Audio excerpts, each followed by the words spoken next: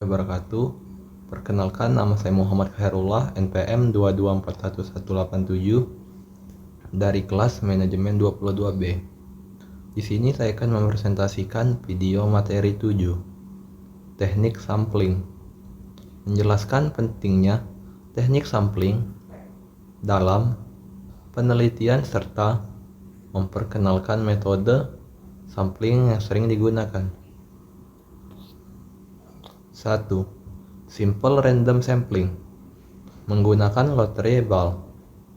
Setiap anggota populasi memiliki kesempatan yang sama untuk dipilih menggunakan coin flip, menghasilkan data yang cukup representatif.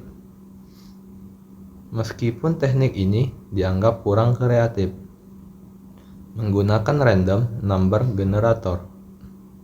Cara paling efektif untuk melakukan simple random sampling. Berikutnya nomor 2, Strathfield random sampling. Apa itu Strathfield random sampling? Teknik ini membagi populasi ke dalam beberapa strata dan melakukan sampling di setiap strata. Contoh penerapan. Contoh menganalisis kualitas pendidikan di suatu negara dengan membagi populasi ke dalam strata, kota, dan pedesaan. Keuntungan representatif mengurangi kesalahan sampling, dapat mengambil sampel di setiap strata. Kerugian membutuhkan waktu dan biaya yang lebih mahal. Susah untuk mengklasifikasikan populasi, menghadapi risiko bias. Berikutnya 3. Cluster sampling. Apa itu cluster sampling? Teknik pengambilan sampel dengan memilih cluster dari populasi untuk dijadikan subjek penelitian. Keuntungan, biaya yang diperlukan lebih sedikit, lebih efektif, dan lebih tepat. Contoh penerapan.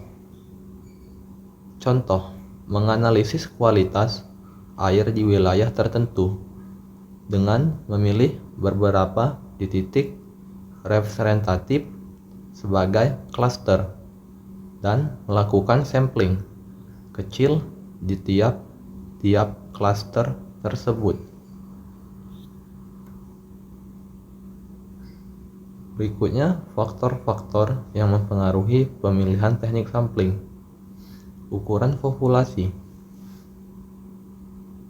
Populasi besar cenderung memilih Strathfield random sampling.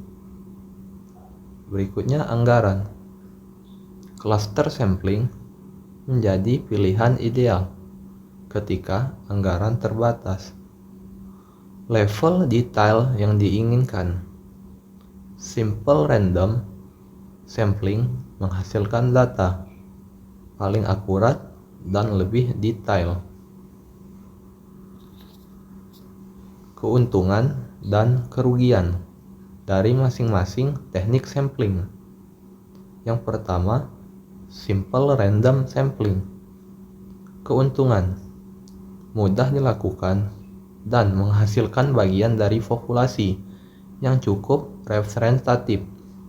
Kerugian, riskan terkena bias dan data lebih sedikit. Berikutnya nomor 2, Strathfield random sampling. Keuntungannya representatif dan mengurangi risiko kesalahan sampling. Kerugiannya menuntut biaya dan waktu yang lebih mahal. Nomor 3, cluster sampling. Keuntungannya hemat biaya, cepat, dan efektif. Kerugiannya, data yang dihasilkan tidak selalu representatif dari populasi. Contoh penerapan teknik sampling. Survei terhadap mahasiswa. Contoh penerapan simple random sampling untuk mengambil sampel sekumpulan mahasiswa dari berbagai jurusan. Wawancara teliti.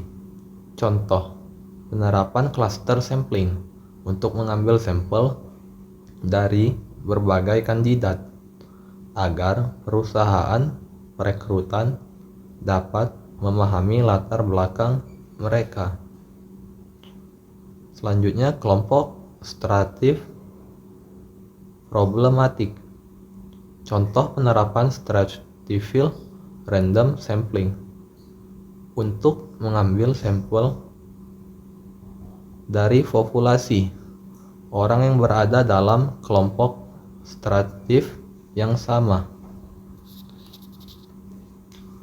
Jadi kesimpulan dan hasilnya. Kesimpulan, teknik sampling yang tepat sangat penting untuk menghasilkan data penelitian yang lebih akurat dan representatif. Hasilnya, dari 3 teknik sampling, stratified random sampling menjadi teknik yang menghasilkan data paling akurat dan lebih representatif. Sekian presentasi dari saya. Saya akhiri. Wassalamualaikum warahmatullahi wabarakatuh. Terima kasih.